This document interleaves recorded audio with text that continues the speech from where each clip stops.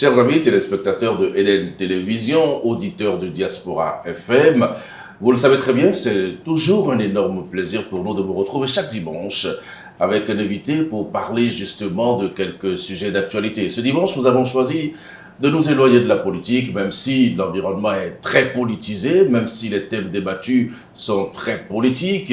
Nous parlerons aujourd'hui d'un ouvrage qui vous a été présenté il y a quelques mois sur l'échiquier médiatique béninois et même dans les différentes librairies. C'est vrai que l'auteur que nous recevons est un commerçant, acteur politique, soit dit en passant. Il est également dans le milieu des médias. C'est donc un confrère que je reçois ici sur ce plateau. Son nom, c'est Kofi Parfait Gourou. Il est l'auteur du livre « Je ne vous mentirai pas ».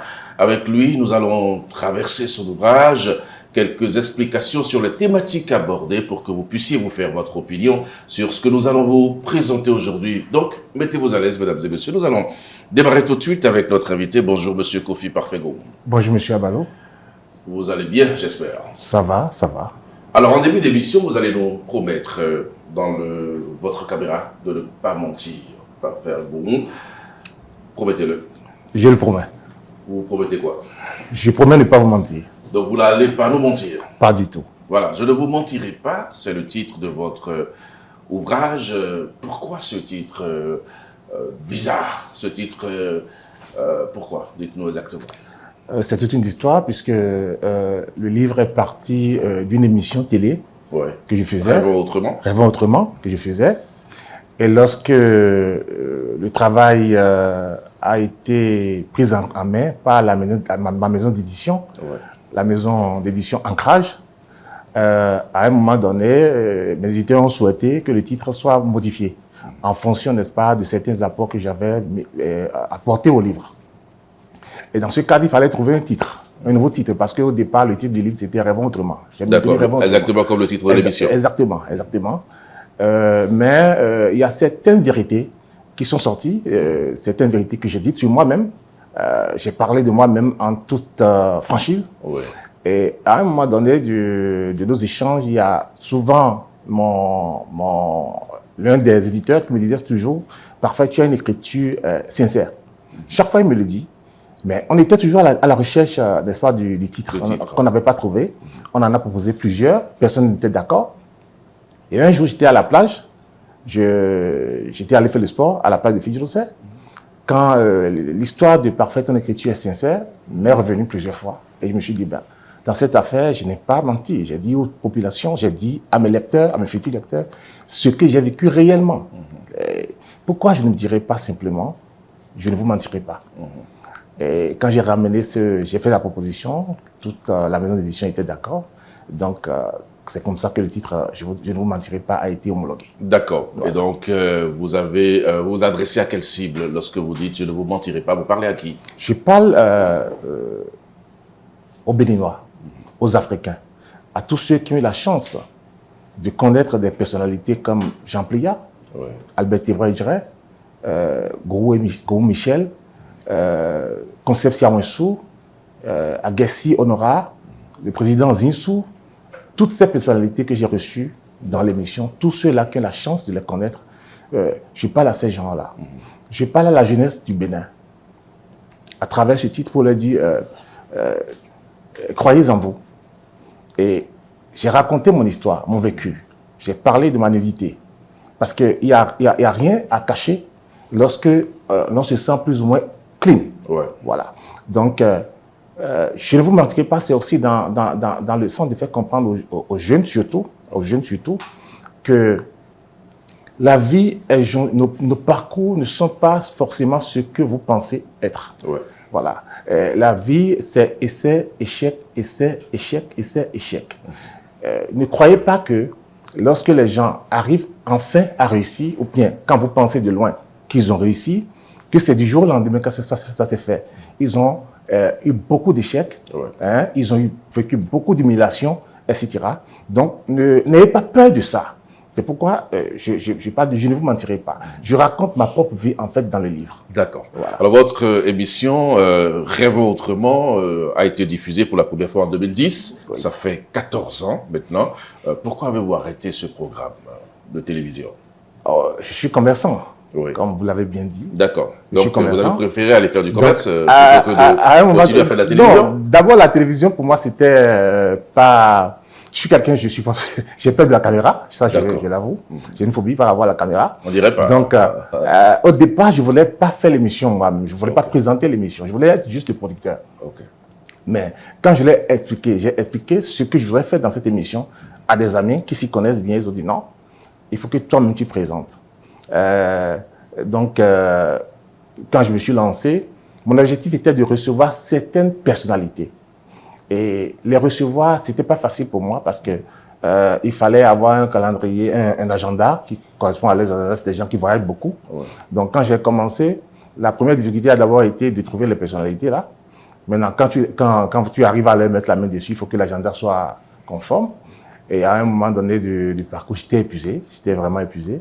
Et ça me prenait beaucoup de temps parce que je suis quelqu'un, quand je fais une présentation et que je ne me retrouve pas dans ce que moi-même j'ai eu à dire, j'étais obligé de répondre. Si c'était des prêts à diffuser, il faut mettre la même cravate, le même costume, il faut mettre les mêmes montres, etc. Une fois, j'ai repris une émission. Tenez votre temps que j'ai oublié la montre que j'avais portée au cours de l'émission avec la personnalité en question. Donc, on a repris encore tout. À cause de la montre? À cause de la montre. À cause de la montre. Donc, tout ceci mis avec ma propre profession, je suis commerçant, je ne pouvais pas tenir.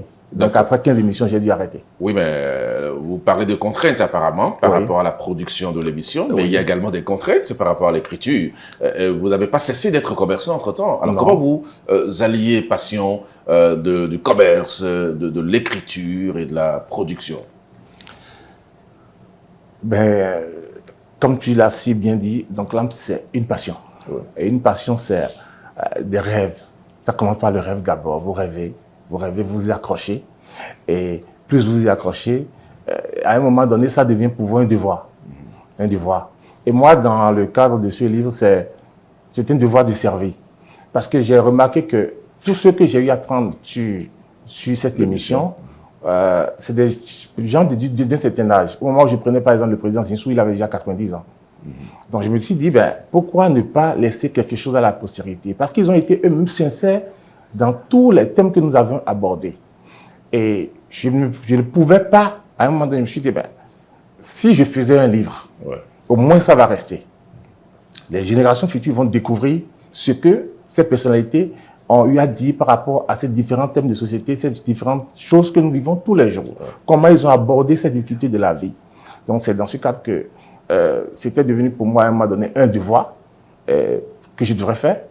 Malheureusement, pour moi, quand je m'y suis lancé, j'ai fait le premier livre, la passion est venue s'installer et je suis en train d'écrire deux ouvrages actuellement. 2 ouvrages. 2 ouvrages, oui. D'accord. Est-ce que ça veut dire que le risque que vous avez pris, c'est-à-dire qu'en arrêtant une émission, il n'y a pas de risque que vous arrêtiez l'écriture demain? Parce que là, si vous avez un peu de contraintes, vous allez arrêter également. Je ferai l'effort de sortir 3 livres. 3? Et après? Eh bien, la nature décidera.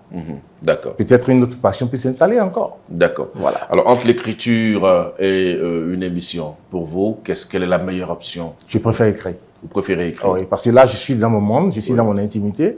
Et voilà. Vous n'avez pas de pression? Je n'ai pas de pression. D'accord. Alors maintenant, nous allons aborder le contenu de votre livre, Je ne vous mentirai pas. Quels sont les thèmes que vous avez abordés dans votre ouvrage? Il y a beaucoup de thèmes qui sont abordés. Entre autres thèmes, par exemple, il y a le pardon. Il y a par exemple un thème lié à la complexité de l'être humain. Pour ce thème, par exemple, j'avais décidé de recevoir sur l'émission Gou Michel et Bouéry Michel. C'est la seule émission d'ailleurs que j'ai eu à faire avec 2 personnes à la fois. Il y a des thèmes comme les merveilles de la vie, parce que quand je parle de merveilles de la vie, par exemple, c'est notre liberté, par exemple, ça n'a pas de prix. C'est le jour qu'on nous envoie en prison qu'on se rend compte que c'était quelque chose de très important. Il m'arrive des fois de fermer juste les yeux dans ma propre chambre, dans ma maison, de fermer les yeux et de m'imaginer aveugle. Je trouve que c'était terrible. C'est terrible, surtout lorsqu'on a déjà vu une fois. C'est terrible. Et donc, pour moi, ces éléments sont des grâces de la vie. D'accord. Hein? C'est des grâces de la vie. Et parfois, quand nous avons des problèmes, on oublie que autour de nous, il y a des gens qui n'ont pas de pieds. Ouais. Et autour de nous, il y a des gens qui n'entendent pas. Autour de nous, il y a des gens qui ne voient pas. Vous voyez? Et on se plaint tellement qu'on oublie cette grâce dans laquelle nous vivons. C'est un oncle qui me disait un jour, j'étais allé le voir, il était malade en France, et je lui parlais de mes difficultés en affaires. Et à un moment donné, il me dit, ben, parfait, est-ce que tu as une maison à Cotonou? J'ai dit oui. Il dit, ben, est-ce que tu arrives à nourrir ta famille? J'ai dit oui. Il dit, quand tu es malade, est-ce que tu arrives à te soigner? J'ai dit oui. Il dit, ben écoute, tu n'as aucun problème. Le jour où tu n'as plus de toit, tu ne sais plus où dormir, à partir de cet instant-là, tu as des problèmes. Donc, il faut que nous arrivions à relativiser tout ce que nous vivons. Ouais. Ces éléments sont développés largement dans le livre. Donc voilà, entre autres, les thèmes. Parlons maintenant du pardon, par exemple. Qu'avez-vous dit sur le pardon? Est-ce que le pardon est une faute? Je vais partir d'abord d'un postulat général. Okay. Le pardon, pour moi, on en a tous enseigné. Enfants, nos parents nous l'ont inculqué. Dans nos églises, on en parle. Donc le pardon, pour moi, sans pardon, il n'y a pas de vie. Sans pardon, il n'y a pas de vie. Il n'y a pas de vie. Carrément. Il n'y a pas de vie. Sans pardon, il n'y a pas de vie. Nous allons devenir des animaux. Ouais. Il faut forcément qu'il y ait pardon. Et il peut arriver que je vous choque, monsieur Doncla, à Balo. Il peut arriver que je choque mon propre enfant. À un moment donné, il faut forcément qu'il y ait pardon, ensuite qu'il y ait réconciliation. Ceci dit, oui, quand je vais me pencher, n'est-ce pas, sur le pardon, je n'étais pas à l'interview du chef de l'État qui a parlé du pardon, qui serait une faute, mais c'est une faute. C'est une faute, il était très affirmatif. Il dit parfois en politique. Très bien. Précisément. Dans ce cas, je vais laisser le manteau d'auteur. Pour porter lequel? Pour porter celui du politiste. D'accord. Parce que j'ai un master en sciences politiques. Ouais. D'accord. Absolument, j'ai vu ça dans votre parcours. Donc, je vais porter ce manteau. Je vais le mettre dans la place, ou bien dans la peau d'un étudiant en master qui reçoit comme thème ou comme thème d'examen, le pardon est une faute. On peut y aller comme ça. Allons-y. Super. Alors, dans cette peau, je suis obligé de faire ce que mes enseignants m'ont inculqué. Ouais. Je profite pour saluer Idien Kakaï Glele, mon professeur, pour lui dire, je vais faire une analyse bipartite. On va partir d'une thèse, aboutir l'antithèse et finalement faire la synthèse. D'accord. D'accord? Mais on ne va pas prendre beaucoup de temps pour le faire. Non, pas du tout. Pas du tout. Je vais aller très vite. Ouais. La thèse, le pardon est une faute. Ouais. Je parle de 90. Ça, c'est un exemple assez récent pour notre pays. La conférence des forces vives de la nation. La conférence des forces vives. Où, à un moment donné, on a dit, on pardonne. Des amis, des ex-amis, des ex-copains se sont retrouvés pour dire au nom du peuple, on pardonne. On a fait ce pardon sans les victimes. Les victimes n'étaient même pas là. Ouais. En leur nom, on a décidé de pardonner. On a fait une loi d'amnistie pour dire, on pardonne tout le monde. Et dans ce fourre-tout, on a mis les bourreaux d'hier et les victimes d'hier. Dans ce fourre-tout. C'est comme si on repart à zéro, on ramène le tableau à zéro, tout ce qu'il y a eu est mis en perte et profit. Okay. D'accord?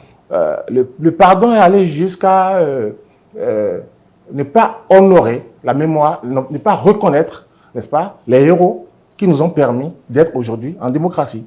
Le pardon continue par enterrer, par exemple, les symboles de la République. Chaque président qui vient, il détruit une partie de ce Bénin que nous avons vécu. Ouais. Et ce genre de pardon, moi, je suis contre ça. D'accord. Ce genre de pardon. Parce que c'est un pardon qui n'est pas sincère, qui n'est pas allé en profondeur. Parce que c'est un pardon qui n'est pas sincère. Et ce pardon ressemble à une prime à l'impunité. À l'impunité. Et ce pardon sera donné bientôt au Sénégal. Parce que voilà quelqu'un qui a eu la chance de diriger le pays pendant 12 ans. Il a eu la grâce de diriger le Sénégal pendant 12 ans. Et il met en place des systèmes, n'est-ce pas, pour bloquer les gens, enfermer les gens. Et 60 Sénégalais sont décédés. On y va avec une loi d'amnistie encore au Sénégal. Mais je vous dis, cette loi, a priori, c'est faite pour les opposants. Mais ce n'est pas vrai. C'est une prime contre l'impunité. Parce que ça dit depuis 3 ans qu'on a commencé par tuer les gens, envoyer les gens en prison.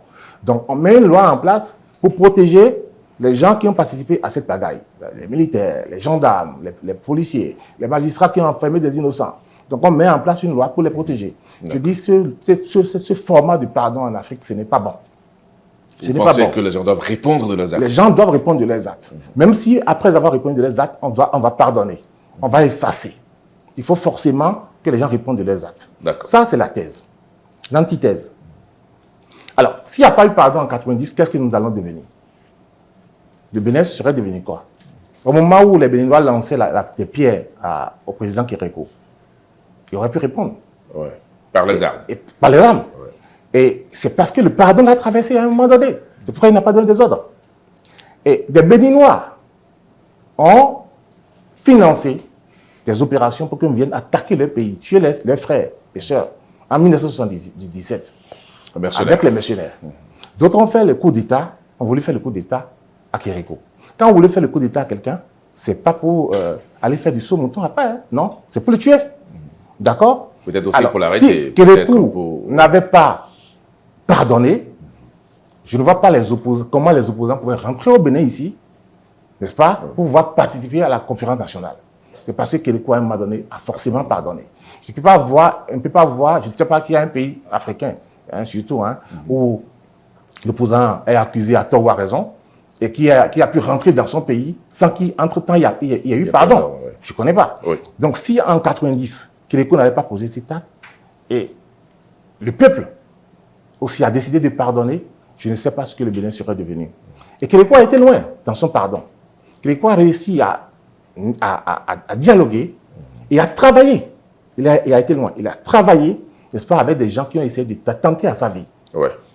Il a travaillé avec eux jusqu'à sa mort. C'est l'exemple que moi, je prends pour l'antithèse. L'antithèse. Pour dire que sans le pardon, on ne peut pas avancer. D'accord. Et la synthèse? Et pour finir, la synthèse, c'est que, pour moi, lorsque nous parlons de pardon dans la famille, avec les amis, avec les collaborateurs, etc., c'est autre chose. Mais quand la République est mise en jeu, l'unité nationale est mise en jeu, la cohérence, la cohésion nationale est mise en jeu, forcément, avant qu'il y ait pardon, il faut que la justice prenne par là, il faut qu'il y ait réparation, il faut qu'il y ait réconciliation. Le pardon ne peut pas être un photo. Et je vais finir en disant, sur ce sujet en disant que si je n'étais pas là quand le président a parlé, mais si le président l'a dit exactement comme ça, je ne connais pas les contextes, mais s'il a dit exactement comme ça, je dis que cette phrase-là, désormais, il faut que nous l'appliquions au passé, au présent et au futur. Je vous rappelle rapidement le contexte. Voilà. Il s'agit justement de la libération des prisonniers. Et puis le président dit clairement que ce sont des gens qui doivent répondre de leurs actes parce qu'ils ont posé des actes attentatoires à la paix. Et donc on ne peut pas pardonner alors que la justice s'est prononcée comme ça. Lui, ça le dépasse. En fait, c'est là où on dit que ça pourrait être une faute de pardonner. Comme je viens de l'expliquer sous la forme de thèse et d'antithèse, la justice a déjà pris par là. Il revient au chef de l'État de voir dans sa conscience s'il faut pardonner ou pas. Moi, je ne suis pas le chef de l'État. D'accord. Voilà. Très clairement. Alors, dans votre ouvrage, M. Kofi Parfait-Gourou, vous avez parlé également de la réussite, selon le professeur Albert Thévois-Edrey. Oui. Alors, quelle est, je dirais, la conception de la réussite dont vous avez parlé dans votre ouvrage? Oui, avec le professeur Thévois-Edrey, on a parlé de la réussite et des moyens qu'il faut pour réussir. Pour réussir. Et entre autres choses, il a abordé la priorité, savoir définir les priorités dans la vie. Parce que souvent, on veut faire 10 000 choses à la fois. À la fois. Et ça ne marche pas comme ça. Ensuite, on a essayé de voir la réussite comme étant quelque chose... on ne peut pas réussir quelque chose si on ne se fixe pas des objectifs. J'ai raconté une histoire dans le livre que j'ai vécu personnellement, où j'étais chez une amie, chef d'entreprise, qui m'a reçu et qui avait sorti pas mal de boissons et me demandait ce que j'avais envie de boire. Et j'ai dit... Vous avez l'embarras de choix? J'ai dit n'importe quoi. J'ai juste dit n'importe quoi. Vous buvez n'importe quoi? Voilà. Et elle s'est fâchée. Pourquoi? Elle s'est fâchée, elle me dit non, n'importe quoi n'est valable pour personne. Personne ne boit de n'importe quoi. Il y a des boissons et toutes les boissons ont un nom. Tu dois pouvoir me dire ce que tu veux. La réussite, ça commence par là. Vous devez pouvoir savoir ce que vous voulez. Et travailler, vous discipliner par rapport à ça. Avoir des objectifs clairs. Clairs. Vous devez le savoir, ce que vous voulez. Et vous devez savoir l'appeler par son nom. C'est important pour réussir. Moi, en ce qui me concerne, par exemple... J'allais justement vous poser la question, Kofi Parfait-Gourou, est-ce que vous vous considérez comme quelqu'un qui a réussi? Une réponse brève, non. Pourquoi? Par contre, Vous avez j'ai... vous avez votre maison, vous vous occupez de votre famille, vous vous occupez de votre santé. Vous avez vous-même dit tout à l'heure que bon, quand on a tout ça, bon, C'est pas mal. On n'a pas de problème. C'est pas mal. Ça veut dire on n'a pas de problème. On n'a pas de problème. Ouais, donc Voilà. vous avez réussi. En fait, la réussite pour moi, c'est d'abord une question de satisfaction morale, hein, avant d'être une norme Matériel. une norme sociale. D'accord. Une norme sociale. Quelqu'un peut penser, par exemple, que réussir pour lui, c'est avoir une grande maison, avoir 10 voitures ou avoir 50 milliards sur un compte, etc. Mais d'autres peuvent penser que je deviens avocat, pour moi, j'ai réussi. J'ai eu mon agrégation, pour moi, j'ai réussi. Donc ça dépend de l'objectif que chacun s'est fixé. Moi, je peux dire que je ne vais pas dire que j'ai réussi à moins de 50 ans, je ne vais pas dire ça. Peut-être à 70 ans, on va se retrouver et vous allez me poser la question. Je vous reposerai la question, Exactement, certainement. voilà. Je ne vais pas dire que j'ai réussi, mais par contre, j'ai eu des succès. J'ai eu des succès et j'ai eu beaucoup d'échecs aussi. Le premier succès que j'ai eu dans ma vie, c'est d'avoir réussi à m'imposer la discipline très tôt pour dire je ne veux pas travailler, je ne veux pas être employé de quelqu'un. C'est dit dans le livre. L'histoire est racontée, le parcours est raconté dans le livre. Vous n'avez jamais été employé de quelqu'un? Non, Vous n'avez jamais été? bien sûr, bien sûr. Vous êtes très tôt affranchi. Très tôt. Et j'ai été employé parce qu'à un moment donné, je n'en pouvais plus, j'avais faim. Donc, il fallait que je travaille. Oui, bien sûr. Voilà. Donc, mais je ne regrette pas d'avoir été employé parce que, en étant employé, j'ai eu des carnets d'adresse et j'ai compris comment l'entreprise fonctionne. D'accord. Donc, j'ai appris. Donc, ce n'est pas forcément... il ne faut pas partir forcément en disant je ne vais jamais travailler pour quelqu'un, non. Mais il faut avoir dans la tête que la fin, c'est que je ne vais pas travailler pour quelqu'un. Moi, personnellement, je parlerai de réussite, peut-être à partir de 65 ans. Ouais. Lorsque... parce que la réussite, pour moi, c'est un tout. Vous voyez un peu ce que je dis. Moi, je rêve, par exemple, à 60 ans, Ouais. hein, de ne plus vivre le stress que je vis aujourd'hui. De ne plus aller demander les crédits à la banque, aujourd'hui, comme je le fais aujourd'hui. Ouais. Je rêve à 60 ans d'être sur ma ferme et de ne pas quitter ma ferme peut-être pendant un an, Comme sans tous les Béninois. manquer, Aujourd'hui, les Béninois pensent que sans la manquer réussite... de quoi que ce soit. D'accord. C'est-à dire Vous allez que cultiver, à la fin du faire de mois, l'élevage, tout ça. je n'aurai aucune pression financière qui me dépasse. Ok. Parce que j'aurais travaillé sérieusement pour que ça n'arrive pas. Je n'ai pas envie à 60 ans, par exemple, de devenir l'esclave de l'argent. Non. J'ai envie à 60 ans de profiter de ce que j'ai semé aujourd'hui. Et le plus grand défi que je me suis fixé en dehors du fait que j'ai bien envie d'être une femme, c'est d'enseigner.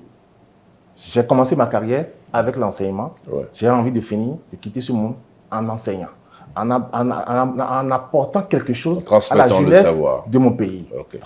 Voilà, donc c'est comme ça. Maintenant, donc peut-être à 60, il n'y a que la réussite, c'est aussi les enfants. J'ai mis des enfants au monde.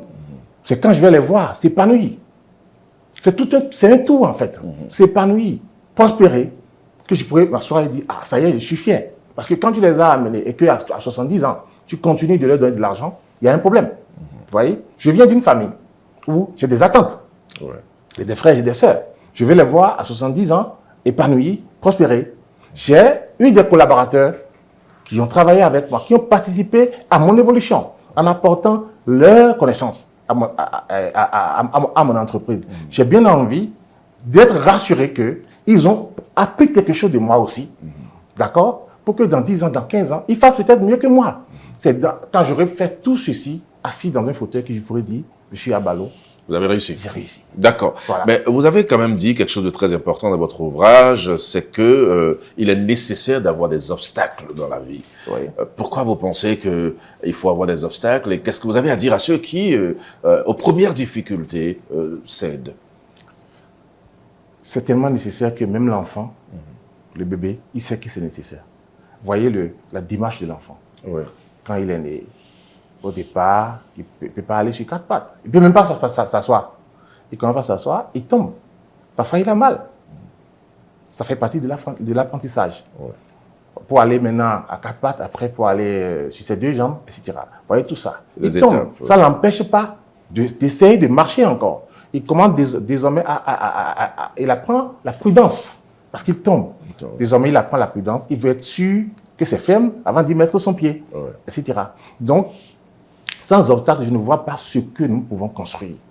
Et Dieu seul sait que les premiers obstacles que vous avez dans la vie, quand vous avez mettre en place cette chose, c'est d'abord autour de vous. Vous voulez Les dire gens- le cercle C'est le cercle familial. Oui. Par exemple, moi, personne ne voulait que je fasse la formation que je voulais faire. Mon père ne voulait pas, j'en ai parlé dans le livre. Ouais. Mon père ne voulait pas, mes oncles ne voulaient pas. J'ai eu un concours, j'ai participé à un concours en 95, j'étais admis pour commencer le lycée technique Koulibaly.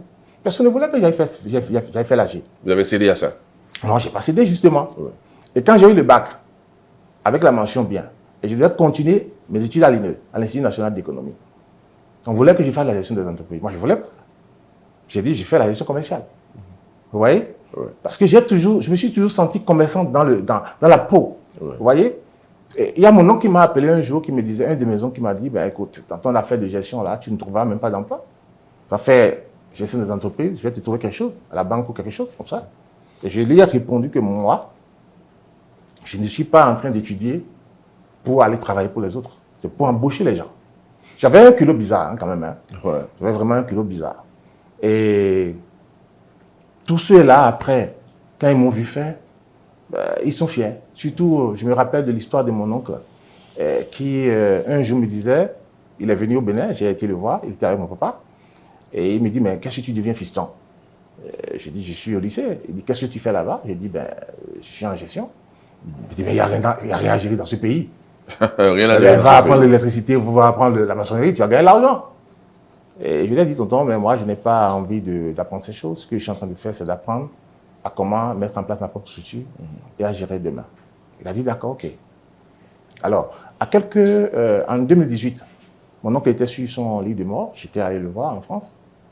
Et on parlait. Il s'est rappelé de la réponse que je lui ai donnée. Il m'a dit, ben, c'est bien, parfait. Tu as réussi.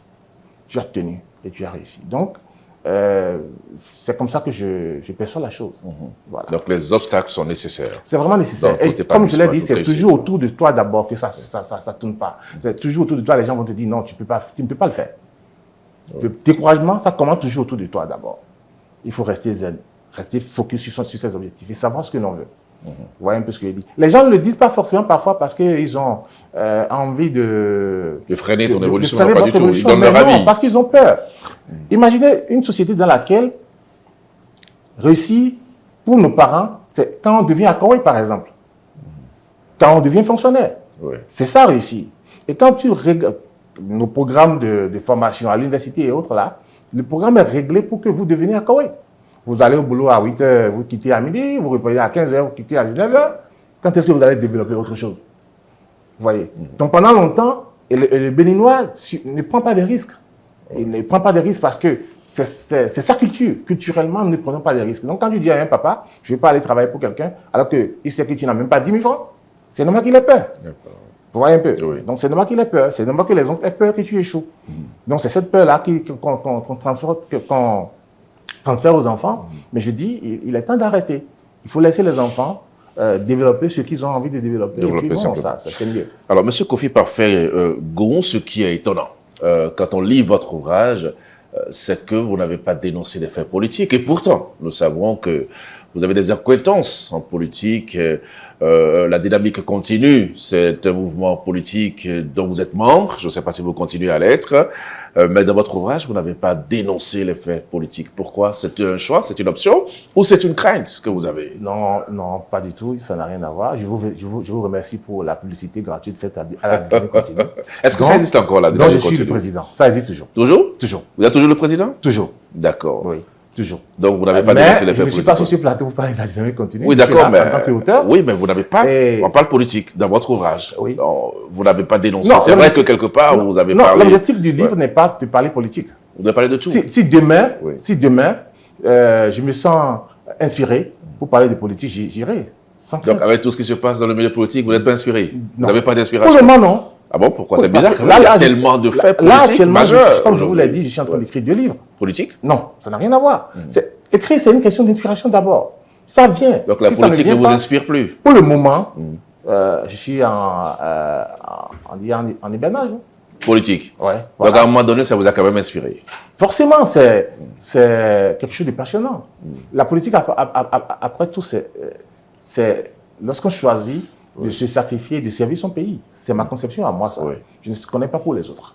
Mais quand on choisit d'aller en politique, c'est d'abord pour aller servir. C'est quand on est de loin, en tant qu'observateur, on observe qu'il y a des choses qui ne tournent pas rond. Et on estime dans son moi qu'on peut apporter quelque chose, qu'on peut changer quelque chose, qu'on va vers la politique. En tout cas, ce fut mon cas. Hein? Donc, vous avez été déçu, apparemment. Non, déçu, non. Puisque vous êtes en hibernation. Non. Pourquoi déçu, non, déçu, non. Déçu, non. C'est Edison, je crois, hein, celui qui a fait les ampoules, qui a dit je n'ai pas échoué, je n'ai pas réussi 10 000 fois à réussir. Un truc comme ça. C'est-à-dire que je suis allé à la politique, j'ai été apprendre. D'accord? J'ai été apprendre. Je ne regrette pas de l'avoir fait, honnêtement. L'apprentissage a été court, hein, apparemment. Non. J'ai commencé cette affaire, je l'ai fait pendant plus de 4 ou 5 ans, hein, quand même. Hein. C'est court. Non, c'est pas court. 4 ou 5 ans dans la vie d'un être humain, c'est beaucoup. C'est énorme. Et vous avez appris. J'ai beaucoup appris. Est-ce qu'on peut faire confiance aux acteurs politiques? Confiance? Venez ici, aux acteurs politiques? Oui. Personnellement, non. Pourquoi? Je ne ferai pas. Entre un rendez-vous que vous n'avez pas obtenu ou un soutien que vous n'avez pas obtenu d'un acteur politique ou d'un autre? Je dirais que c'est un monde de code. Que c'est un monde de code. Ils ont leur code. Vous voyez un peu ce que je dis. Ce que moi j'appelle peut-être confiance, c'est pas comme ça ils appellent ça. Ils appellent ça comment ça? Alors, je ne sais pas.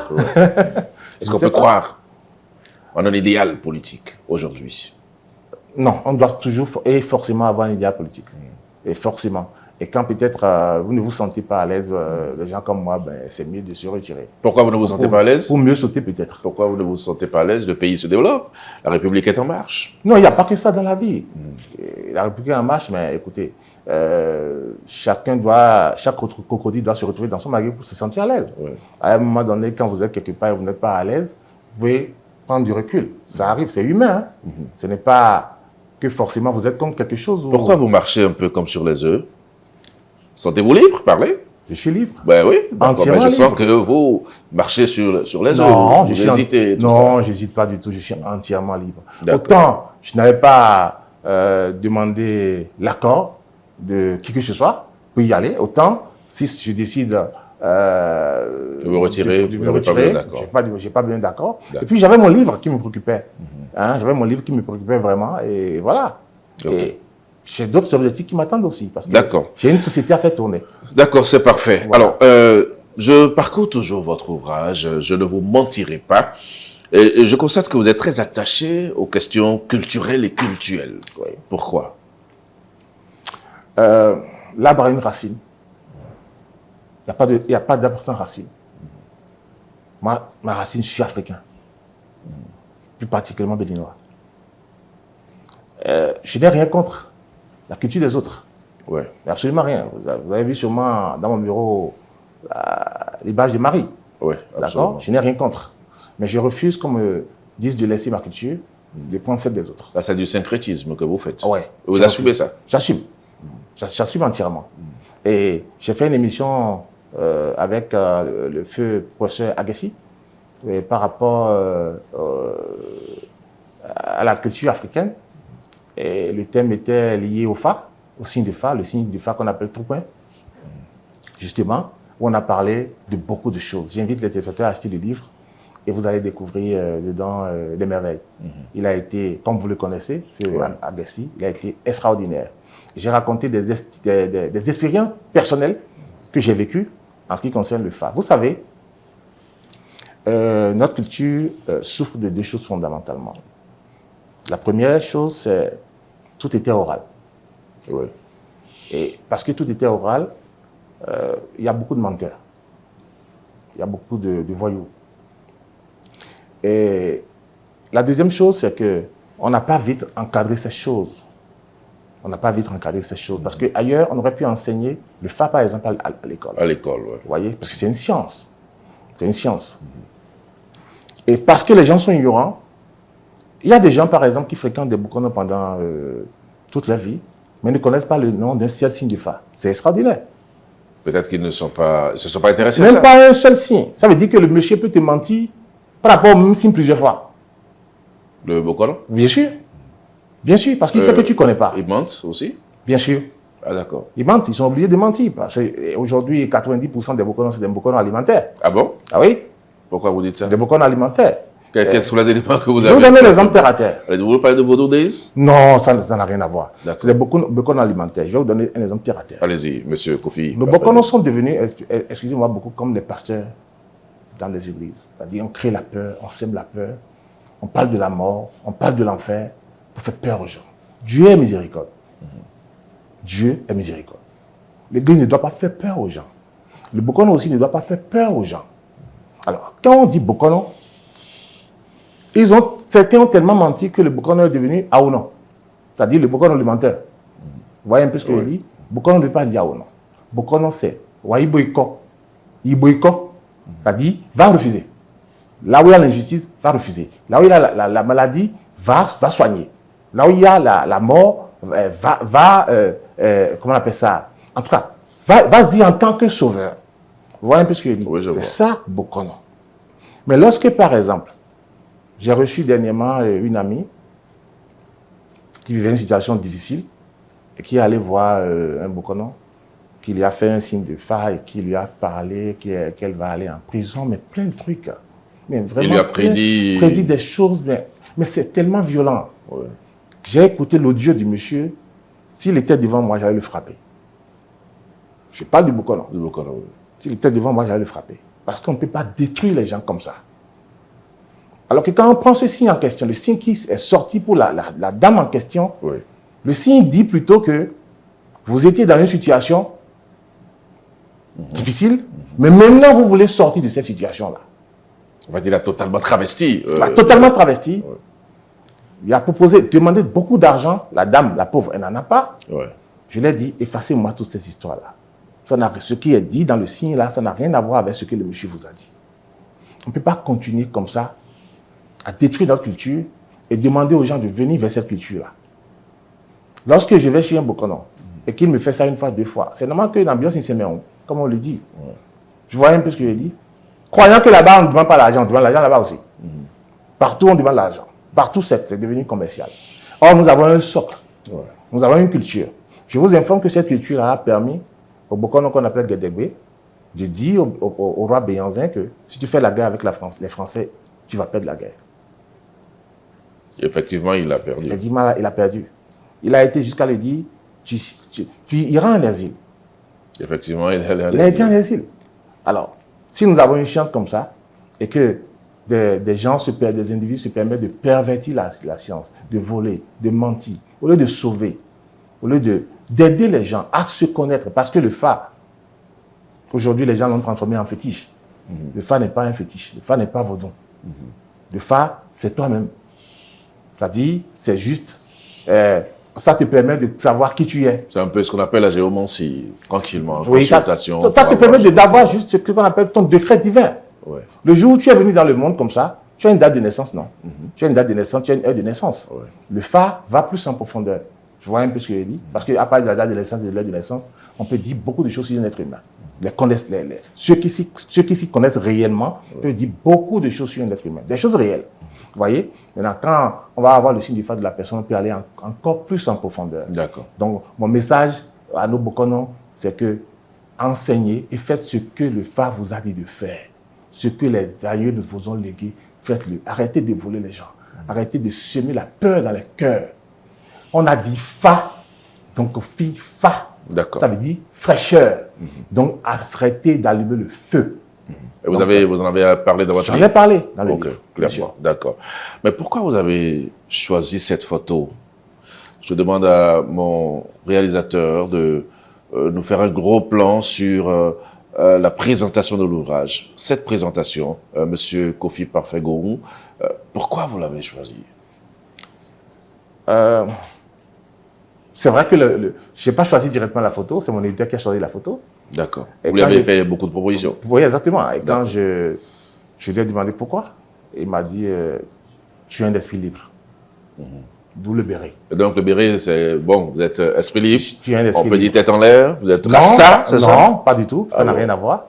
Vous êtes un esprit libre. Pour moi, l'esprit libre, c'est quoi? C'est ce que nous sommes en train de faire ici actuellement. Oui. Quand vous parlez de peur tout à l'heure, j'ai dit je n'ai pas peur. Vous voyez un peu ce que je dis. Je suis plutôt je ne sais pas comment on dit ça, m'accommoder, n'est-ce pas, de contraintes dont je n'ai pas besoin. D'accord. Vous voyez un peu ce que je dis. Voilà. Vous ne vous mettez pas de pression. Je ne me mets pas de pression. Vous prenez la vie comme elle vient. Comme qu'elle vient. Voilà. D'accord. Voilà. Donc c'est pour ça, clairement. À un moment donné, nous savons que vous avez été en rupture de stock par rapport à la distribution de votre ouvrage. Oui. Est-ce qu'il est disponible aujourd'hui? Oui, il est disponible aujourd'hui. On peut le trouver où? Il suffit d'appeler le 66 82 82 89. Nous sommes en négociation avec les librairies de la place. Ça n'a pas encore abouti. Quand ce sera le cas, je tiendrai à informer le public. Je tiens quand même à remercier ma maison d'édition, les amis qui m'ont permis de réussir, n'est-ce pas, cet ouvrage. Ouais. Je fais un coucou particulier à Habib Gabougan, à Tibus Adagbert, ouais. À Carole Dandonou. Voilà. Un coucou particulier aussi à Eden TV pour tout ce que vous faites aujourd'hui. Aujourd'hui, nous avons la chance, j'ai la chance d'être ici, ouais. Et d'autres ont eu la chance d'être ici aussi. Et on arrive à avoir des points de vue différents. Absolument. Par rapport à notre pays. Donc, je remercie les promoteurs et je te remercie particulièrement aussi. D'accord, mais pourquoi vous ne distribuez pas gratuitement votre ouvrage? Pourquoi? Faut le rendre accessible à tout le monde, distribuez-le aux gens. Monsieur Kofi Parfait, c'est votre contribution à la postérité. Mon propre père, celui qui m'a mis au monde, l'a acheté. Parce qu'il a estimé que c'est une œuvre interdite de l'esprit. Ce n'est pas une question de prix. C'est d'abord une question de symbole. C'est à combien, votre ouvrage? Je livre à 15 000 francs. 15 000, c'est beaucoup quand même. C'est à 15 000 francs. Pour le temps qui court, je vais compter sur vous. Pour le pays dans lequel nous sommes aujourd'hui. Je vais compter sur vous pour que des personnalités de ce pays puissent le sponsoriser, pour que je puisse le rendre, le vendre peut-être même à 2 000 aux étudiants. Parce que j'ai envie de voir des étudiants lire ce livre. Parce que il y a des choses qu'on ne nous apprend pas à l'école. C'est la vie qui nous l'apprend. L'école de la vie. Et c'est dedans. Le livre ne parle que de la vie. Donc, je profite de votre plateau pour dire à ceux qui nous écoutent, les hommes politiques, les hommes d'affaires qui nous écoutent, à la présidente Afiavi, Prudencio, qui nous écoute, de nous venir en aide, à Maître Élise Guado, à toutes ces personnalités du pays, de nous venir en aide pour que nous puissions rendre le livre le plus disponible possible. Au ministre de la Culture. Oui. Jean-Michel Abimbola. Jean-Michel Abimbola. Ouais. Je profite pour saluer son CT, M. Kouazoti, qui est le préfacier du livre. Nous allons justement en parler dans quelques petites minutes seulement. Ouais. Sponsoriser votre ouvrage, c'est faire quoi concrètement? Dites-le. Qu'est-ce que vous attendez? Ce que j'attends, par exemple, de Jean-Michel Abimbola, par exemple, c'est qu'il me prenne 100 livres. Ou c'est qu'il me dise, par exemple, je vous donne 1 million. D'accord? Ouais. Ça vous permet de vendre le livre à 5 000. Okay. À 100 étudiants, par exemple.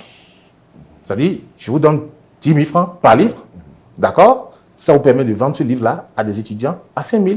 Et on va l'organiser, je suis prêt à l'organiser, pour qu'il voit que son argent n'est pas dilapidé et que autour d'une cérémonie officielle, je suis prêt à le faire. D'accord. Voilà. Mais quelle est votre technique de promotion de votre ouvrage? Est-ce que vous allez dans les universités? Est-ce que vous allez en dehors des plateaux de télévision, des émissions? Est-ce que vous êtes sur le terrain pour vanter les mérites de votre œuvre et en parler autour de vous?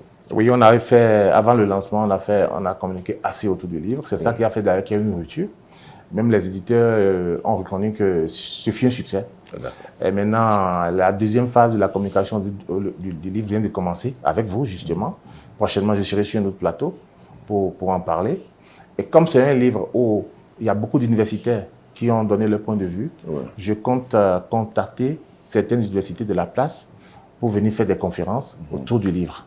Et ça, là aussi, ce sera fait dans les semaines à venir. D'accord. Voilà. Donc, vous avez un plan clair de promotion de votre ouvrage. Très clair. Oui, très clair. Alors, Florent Kouazoti, qui a préfacé votre ouvrage, pourquoi lui?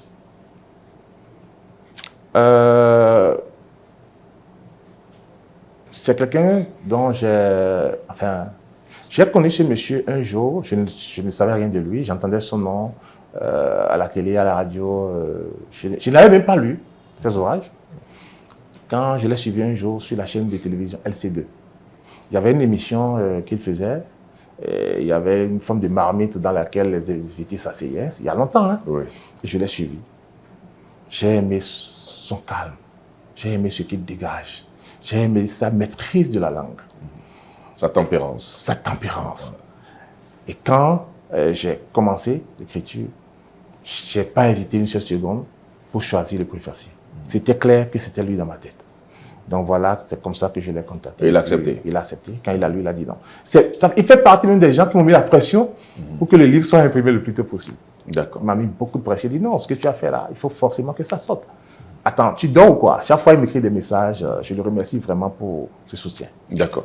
Et à l'international, comment vous assurez la présence du livre? Je suis en contact avec Amazon. Oui. Les choses n'ont pas encore évolué comme je le souhaite. Mais d'ici là, ça doit pouvoir aller. Vous êtes allé imprimer votre ouvrage en Chine. Oui. Pourquoi? Vous voyez, je n'ai pas voulu mettre... je suis du genre, je n'achète pas ce que... Je ne vends pas ce que je ne peux pas acheter. C'est ma nature. D'accord. Et je ne me voyais pas en train de présenter un livre sur lequel j'ai commencé à travailler il y a 10 ans, comme un torchon. D'accord. Vous pouvez toucher, voir la qualité du livre et voir l'emballage du livre. Et tout le papier qui a été utilisé, c'est du papier couché. Les photos de plateau que j'avais eu à faire avec les personnalités en question, tout est en couleur. Pour réaliser un truc comme ça ici, tu vas peut-être dépenser 20 000 francs. Vous voyez, la page de garde est cartonnée. Ouais. Vous voyez, pour réaliser un truc comme ça ici, peut-être tu vas dépenser 20 000 francs. Donc, il y a même des exemplaires que vous avez fait un peu comme... C'est une question de coût. Ouais. Voilà. Et aussi de qualité. C'est pas évident d'avoir ce que j'ai dans la main ici. C'est pas évident. D'accord. Donc la qualité a un coût. Ça a un coût, exactement. D'accord. Nous allons commencer par atterrir, Monsieur Kofi Parfait Gowon, par rapport à cet entretien que nous avons avec vous sur votre ouvrage. Est-ce qu'il y a quelque chose que vous avez envie de dire, que vous n'avez pas pu dire depuis que nous avons démarré notre entretien? Je dirais peut-être 2 ou 3 choses. Allez-y. La première, je remercie mes géniteurs, ceux qui m'ont mis au monde, Martin Gowon et Ronfort Véronique. Je les remercie pour m'avoir donné la vie. La deuxième, j'invite les Béninois à acheter massivement le livre.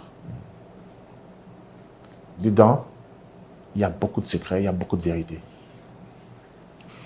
La troisième chose que j'ai envie de dire, c'est je souhaite la paix pour mon pays. Moi, personnellement, je n'ai pas de passeport. Je n'ai que le Bénin. Et j'adore le Bénin.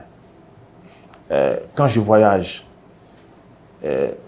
parfois mes fournisseurs me mettent tellement bien, comme on le dit, que beaucoup de gens refuseraient à ma place de rentrer dans ce pays.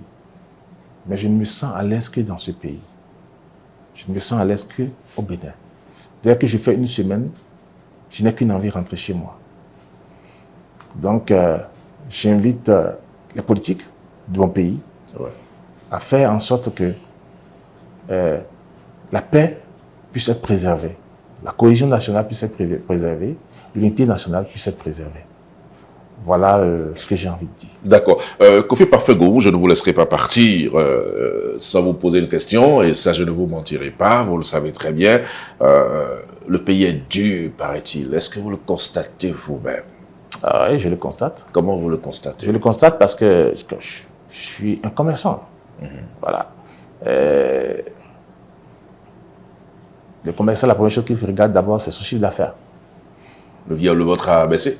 Évidemment. Drastiquement ou juste un peu? Drastiquement. Surtout ces derniers temps, surtout depuis que la frontière du Niger est fermée. Drastiquement. Parce que j'ai beaucoup de clients qui sont de l'autre côté. Oui. J'ai beaucoup de clients aussi qui sont à l'interne, mais qui produisent des produits pour l'extérieur. L'export. Voilà, donc je le sens vraiment. Je souhaite que cette situation puisse... Mais les frontières sont ouvertes désormais, donc les affaires ont repris. Non, j'ai appris que les Nigériens n'ont pas ouvert de leur côté. Je ne sais pas si en temps ça les choses... Oui, mais entre-temps, il y a une délégation de douaniers nigériens à Cotonou sur les questions de Surextari et consorts. Moi, je continue par croire que notre ministre des Affaires étrangères et le président de la République feront tout pour que la paix puisse revenir. On ne se fâche pas longtemps avec ses frères. Les Nigériens, ce sont nos frères. Et nous tendons la main aux Nigériens. Et il paraît que c'est eux qui ferment le point actuellement. On vivait leur dire simplement, ouvrez le point, donnez-nous la main. Pour que nous sommes leurs partenaires naturels. D'accord? Donnons la main pour que cette histoire soit conjuguée au passé. Nos peuples en souffrent. Voilà. Ce sera votre conclusion ou bien vous avez un autre mot à ajouter? Parce que là, nous allons conclure notre entretien. Non, je voudrais vous remercier très sincèrement pour l'occasion que vous m'avez donnée pour présenter le livre au public, que j'invite à commander massivement au 66 82 82 89. Je fais un coucou à Diane et aux enfants. Merci. Diane, c'est qui? C'est mon épouse. J'allais vous poser la question parce que vous avez remercié vos géniteurs et je sais que vous êtes très généreux. Un remerciement à tout le reste. Alors Diane, merci de vous occuper de Kofi Parfait Gourou pour qu'il puisse nous produire suffisamment d'œuvres, suffisamment d'ouvrages. Merci d'avoir accepté passer sur le plateau de l'entretien du dimanche. C'est moi qui vous remercie. D'accord. Et bon courage à Eden TV. Merci beaucoup. Chers amis téléspectateurs de Eden TV, auditeurs de Diaspora FM, ce sera tout pour ce numéro de l'entretien du dimanche. Je rappelle que nous avions comme invité M. Kofi Parfait Gourou. Il est auteur, commerçant, acteur politique. Avec lui, nous avons traversé son ouvrage de bout en bout. Vous avez eu beaucoup d'explications sur ce qui a été écrit. Vous pouvez donc faire le geste utile à votre tour. Maintenant, en allant acheter l'ouvrage pour la postérité. Je remercie toute l'équipe de réalisation, de production de cette émission. Je remercie également Legend.com qui désormais s'occupe du maquillage de nos invités et de nous-mêmes. J'espère que vous nous voyez mieux qu'auparavant. De toutes les façons, nous ferons l'essentiel pour que tout puisse se passer dans les normes. Bon dimanche à chacun et à tous. Bon appétit à vous et à dimanche prochain si Dieu le veut.